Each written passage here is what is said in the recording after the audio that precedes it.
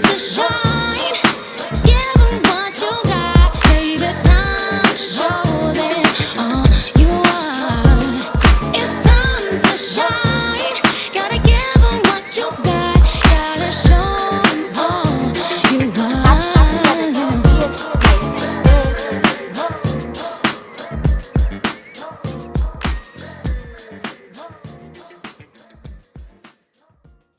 Welcome to the Chix Podcast, where we bring you curated, authentic, Christ-centered realness every single week, baby. Like, we're so excited to have you guys join us tonight. Once again, we are on our romantic relationship series. And baby, last week, it got a little hot and heated, okay? We had to inhale, we had to exhale, because it got real for us. We were talking about our emotional baggage and really just identifying some truths about ourselves in relationships, y'all. Like, it got real. And as you see, and as you can hear, everybody was chuckling because, listen, we have to laugh to keep from crying, okay? Yes, that part. No, it is. Some bump. So tonight we're going to focus about recognizing real love in relationships. We may touch on handling situationships, and most importantly, we're going to talk about how you can weed out boyfriend material. So I'm excited. I'm too excited to kind of dive in tonight to talk about LOVE, baby. Okay. Your favorite topic. My favorite topic, because I am a romantic. Like, Definitely I just am. is. So listen, ladies, I really want to ask you a question before we even get to the deep nitty-gritty of tonight's topic. The first question that's on the invisible table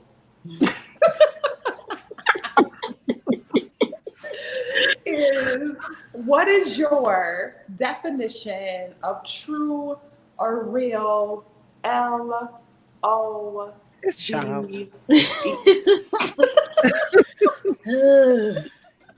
is a heavy one, but what is your definition of real love? Definitely not going first. Okay, I can go first. Okay. Good. Help us out, Coco. Help us out. Yep, help me as I help you. Or y'all. So my definition, I would say, I would liken it to like a best friend type of love, but more like talking about partnership, not like love with your girls or whatever. Like best friend, up, down, go through stuff, they gonna be there. That type of love. So thinking about, like expanding the beautifulness of it, thinking about it romantically, but also like beauty being also blissful or pretty and ugly too, but not to the point of not abuse or anything like that, but more like, doing things you don't feel like doing as well as doing things you feel like doing. So I just feel like it's kind of a mix of both. That's what I think anyway, but definitely balancing with the term or like idea of partnership between the two. Mm-hmm. Definitely. Courtney, I would definitely agree. Like, my view of real true love is definitely someone that's a partner. And then I think about just someone who is able to, I guess, meet the needs of their partner emotionally, intellectually, spiritually, and physically. Like, I feel like when those are the four main points. So if you check all of those boxes, then it's like happily ever after at that point. What are those boxes? Someone who meets the needs, or let's say a partnership where they're able to meet both of each other's needs in the areas of emotionally, physically, be clear,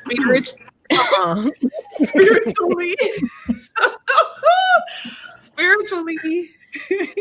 Dang, and what was the other one? Because that even threw me off. Intellectually, Oh yeah. Intellectually, yes, and intellectually. So like all four of those boxes being checked, and it's like, that's how Mm. I'm just trying to figure out. I'm just trying to. I don't know. Sometimes I think that is. I like the meeting my needs is where I have of a little bit of a problem because people aren't perfect and they don't always do the right thing, right? So there's a space in there for me, even when they want to. So there's a space in me that feels or is leaning towards at this point in my life, getting my figuring out how to meet my own needs, like period. Because if I can't. I mean, I know some people have been married a very long time. You know, in my family, people typically stay married longer. You know what I'm saying? We have people who use, try to their best to stick it out for a extended period of time. And I definitely know those people aren't meeting all of those needs, right? Because of the things that I like see that may frustrate those couples, you know? So I'm like, but I do believe that they love each other. Like these couples love one another, right? So it's like, because I think if I continue to wait on someone to meet my needs, then when I get the person that I think is closest to that, I'm going to be really, really let down as soon as they can't meet a need of mine. I'm going to be extremely let down because it's like I've been waiting forever to find what I thought was the big four. And now that I have it, this person does something because people, man, we're humans. Like, it's no way that I can meet. For me, I feel like it's no way I can meet all of those needs if for y'all, except for the physical one, obviously, as friends, as girlfriends. Like, I feel like I'm gonna drop the ball with the spiritual. I definitely feel like I'm gonna drop the ball with the emotional. You know, I feel like I'm gonna drop the ball with like what's the other intellectually, you know what I'm saying? And so, yeah, I don't know, y'all. It's just like I feel like I'm moving more towards that, trying to get that fulfillment for myself on my own. So I'm not, and I'm not saying I want some trash dude. Let's make that perfectly clear. Right. Trash. No, I just want to make that, I'm aiming though, Yeah. but I'm working on me, working it out for myself. But I'm aiming for the 4. Yeah, I love that though. I think both of you all have a great perspective because there is, on one hand, a level of expectation, but on the other hand, love doesn't mean that we won't ever be let down. And when we read every fairy tale, every book we've ever read as a little girl, they never talked about the moments when you're in love with someone that you're going to be let down and how to maneuver. And that's why, Courtney, I loved your answer about the friendship, because when I think about like our friendship, like y'all are the longest relationship I've ever had. Like, and I think about like how I am with you all. Like that's what I want with my mate. Like how understanding, how giving, how forgiving, how, like all those things, how, much grace, vice versa. Like all those elements, like that's the beauty of love. The beauty for me of love is being able to know that I can be okay independently, but with you, I'm better, and we say all the time that we're better together, right? And so for me, love, I've tried to remove the fantasy of love and just cut and dry. Real love is a choice. And I want to be with somebody that is choosing me like I'm choosing them every day. That And part. You know what I'm saying? So whatever else it looks like, the romance, the lack of, the, good moments, the lack of, like, regardless, I'm making a conscious choice to still choose you every day. And when he show up, the one that says, I'm gonna choose you, are you choosing me? Like, then baby, it's on the popping. Yeah, for real. Yeah. Courtney can be Tiffany crazy. But it's true though. It's that's 100. Yeah. That is so true. I think too, when that happens, the most exciting part for me, when I think about the word love, is within the longevity of it, you really get to know each other's quirks and their strengths and their weaknesses. And when I'm around you guys, most of you finish my sentences. Most of you know what I'm thinking. Most of you, know how to love me. Most of you know how to serve me, and that to me is so exciting, because it makes, like you said, Tiffany, better together. It makes the relationship so much stronger, because in you doing that for me, I do that for you. And I think when I think of true love, that's what I think of. I think of, man, the fact that I'm going to be living with a man who can finish my sentences, or who can be like, nah, babe, let's do this, and know that that's exactly what I want to do, or, things of that. And that's so exciting to me. And then also on the flip side, of course, that's not always going to be great. But the fact that we can get through it together makes a relationship even stronger. And that in itself is exciting again to me. It may not be a good time, but the fact that we can get through those hard times, it makes everything so much more stronger. Absolutely. And you all are absolutely right, as far as, especially you, Angela, when you just said, checking off those 4 boxes. You need to find that within yourself first, because like you said, no human can fulfill all of that. So for me, having that perfect person who's perfect for me in my life is somebody who's just like the icing on my cake. Like, I'm good, but you just add more to what I already have within myself.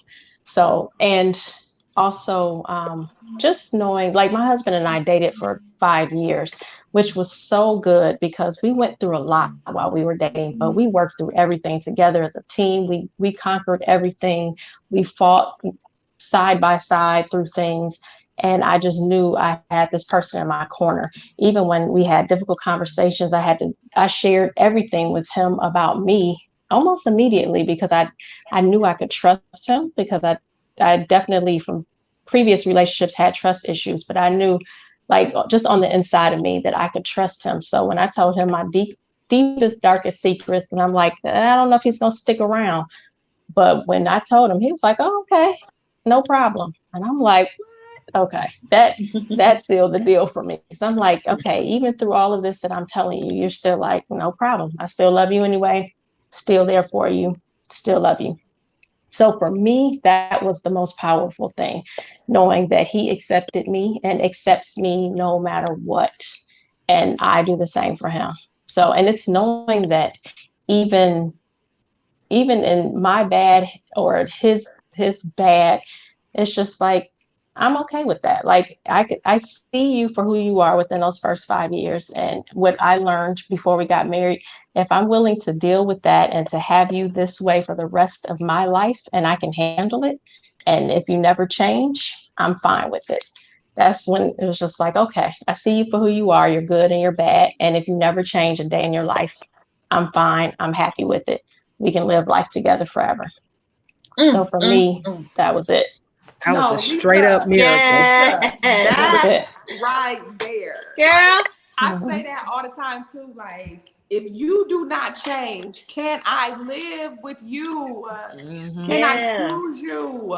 Yes. That's so good, because so many women, I believe, think that they can change men, or are in hopes that a man would change because they love them. And It ain't gonna happen. A lie from the pit that's of just hell. unrealistic.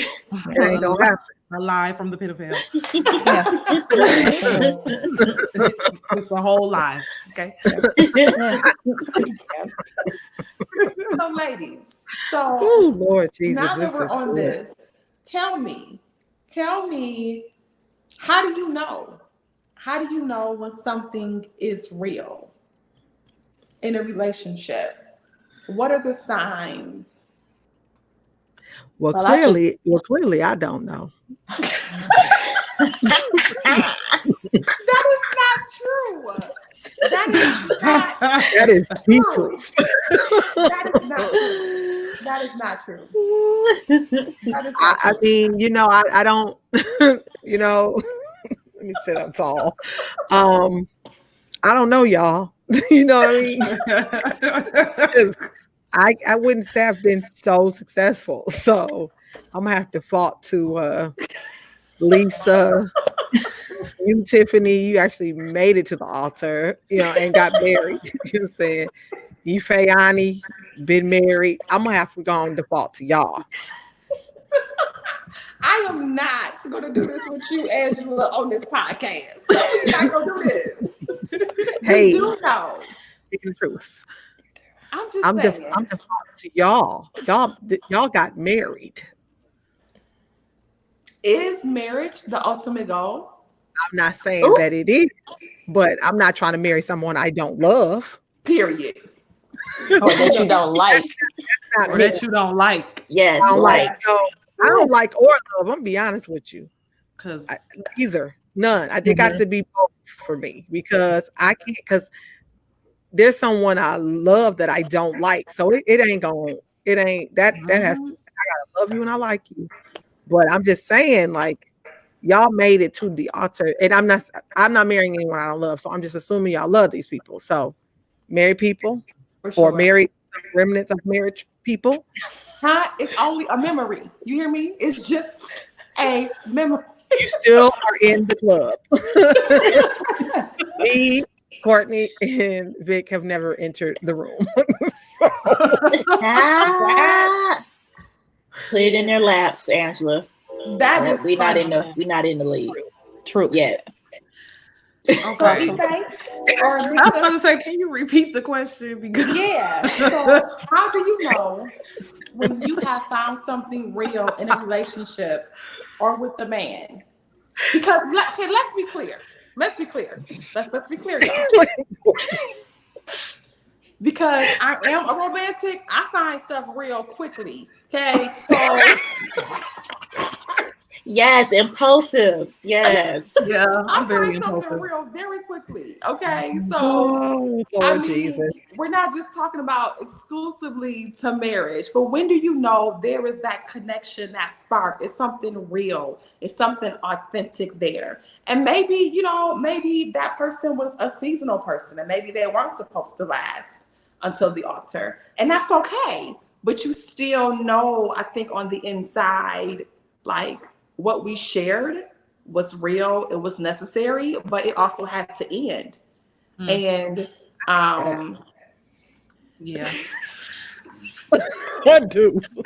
I cannot with Angela I on was this topic. I was seeing people before my eyes as you were describing that. You know what I'm saying? I'm like, Yeah, like that absolutely has been the case, and I hate that. I don't understand the necessariness in it, but I mean, I do because everything is to help you in the Yeah. future. But That's all I was going to say. I'm gonna stop talking because this is just too much for me. I feel like I'll say having a genuine friendship with a person, and respecting them, like Courtney said, on a friend level can be one of those things that, can be real for you. And even if the relationship doesn't last, then like they still have that special place, you know what I mean, in your heart because of the friendship that you shared and just like the experiences that you may have shared with them and that person who they were or the lessons that they may have taught you and vice versa. So I guess I'll just say like having a friendship with a partner can be one of those signs of like, real connection. And for me, it's really basic because like Tiffany, I fall quick and I fall hard. But within that, after a while, I'm like, I don't like the way you blow your nose. You get on my nerves. I don't like the way you chew. I Yeah. don't like the way you breathe. You know, something will get on my nerves, and I'm like, I don't like you anymore. So when I finding my husband, I never got to that place. Even after we've been together 20 years, I still like him. Like, he does not get on my nerves. That's great. It's rare. And to get on my, when I say he gets on my nerves, it's like, you get on my nerves right now. I'm gonna stop talking to you for 2 minutes, but that's about it. It doesn't go much further than that. So that, for me, that's what it is. Simple. Like, I either like you or I don't, and I'm done with you, because I just woke up one day and decided, I don't like you anymore. Just how it is. That is funny. Yeah, That is funny. It's I think true. for me, it's like it's the connection. Like, do our paths align? Like, currently and in the future. Like, I know it's real when, you know, our value systems are similar. You know, like, do you make, I mean, real simple too. Like, do you make me laugh? Like, do we have a great time together? Can we talk? Can I like fully be myself and you not be insecure? Like, I have like all these things. Like, can you handle me? Like, me. What you mean by handle, Tiff? I mean, just not physically handle. Let me just lower my voice a little bit. Not, I just want it to be made clear. That's all. just can you handle my personality, like my purpose, like who I am? Like, those things now are like a lot more important to me than other things in the past. And probably because I am such a romantic, like, I love love. So falling in love and being It's not, with she said. someone, Falling in love. She's like singing. yeah, like falling in love and being in love. You know, I don't know what that quote is. Is it better to love or have not loved at all? What's Yeah. that It's quote? better to love love and and loss. lose Love than and not loss. to. Yeah. Yeah. Something. Shakespeare? Like, I don't know. that's how. Like, that's how I feel. It's better to love and have lost than to never have loved at all. Like, and and you know, there are some people out there that are, you know, I'm sure wishing that you guys were still in love with them. Ooh, Okay, girl. I'm just saying. we're gonna flip that then, Tiff. We're gonna Because flip no, I'm saying because I mean, love is such a powerful force. You know what I'm saying? And so there are highs and there are lows, but there are moments in which you have to recognize that it's not just about what we're given, but also what we give off. And every single woman on here is a TPW, a total package woman. Like, you will not, like, flat out. It's a few of us single, a few of us are not. You will not, I was gonna say something, but I changed my mind. But I was like, Maybe not. No. No. No. But this topic, because it's funny, because some of us, as we're talking about this, are apprehensive. Others are kind of timid and not saying much. Some are kind of all in, right? Right? Yes. So this is like a straight depiction of the people that are listening. And I want to really say that for those of you that are single, are you truly open? Because right now, we're having difficulty just talking about the subject. Jesus, therapist.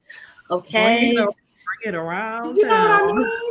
And so I don't want Way to to pull just back make my into night. last week. I'm just saying, like, I don't want to pull back into last week, but that makes me question: does just the thought of love make you anxious? Does it make you like? And if so, why do you think that is? Oh, it's a That's a definite. whole episode. It's definitely. And why do I think that is? I'll let somebody else answer who thinks definitely. Look at her. No, yeah, yes. That's like I said, that's a whole nother episode. Are you kidding me? Like, man, that's rough. You know, um, for me, it's kind of hard to get in the door. The just it's hard to unlock the door, let alone get in the door. How about that? But for me, Mhm. it is I I love serving people. So for me, it's hard because I feel like let's just put it this way. I know if something is real when I'm getting served. Then like they're, doing things for me. It's not me always going out of my way because that's just me in general. That's just what I do. It's very hard to pull back. So it's easy for somebody else to just sit in the passenger seat and just be catered to. And it happens all the time. And so it makes me just want to stop and just not even unlock any doors. Like I'm good. It's not worth it to me. I would rather just sit back. And then unfortunately, I just keep sitting back.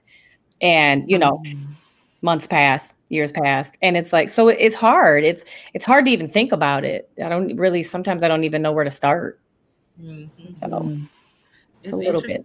bit. I was gonna say it's interesting, Vic, that you say that because that automatic servant in us, you want to. It's like you get joy in doing things for people, but what happens, like what you said, what happens is people start to run over you, and then they take advantage of that servant sometimes in you, and like you said, you just kind of pull back. And I guess my question is, where does that servant attitude come from? Like, does that, like what Tiffany said, does that come from a piece of the emotional baggage that we haven't dealt with? Why do we feel the need to serve people who may not even deserve our service? Oh yeah, it definitely is. I believe it's part of me. It's part of what I think the Lord has put in me. But then at the same time, it is also been manipulated in my mind and from other people to where now it's sometimes a battle to where I don't know how to shut it off. Sometimes I want to shut it off and don't know how. Sometimes I do shut it off, but sometimes it's a good thing, sometimes it's not.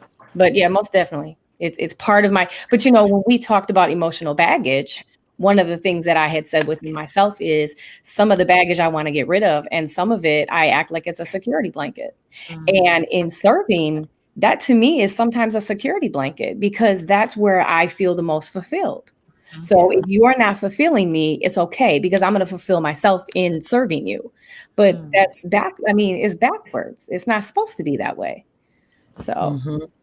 And I would challenge you and say, I don't know if it's fulfillment, whether it's just somebody is not rejecting you, they're approving you. Because I think it's more that than fulfillment. Because you kind of don't want to, you kind of don't want to do some of the things you're doing. So, you know what I'm saying? Like if you wanted to do it, then you'd be fulfilled, right? oh But yeah. them saying, thinking you're the amazing, it's the opposite of them rejecting you, which feels better. Yeah, very That's a true. good point. Yeah, definitely things to think of. It's just so deep.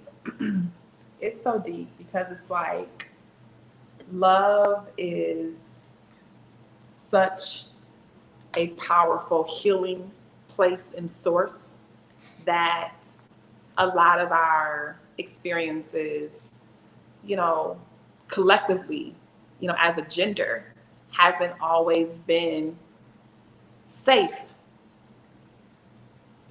And because it hasn't always been safe, um,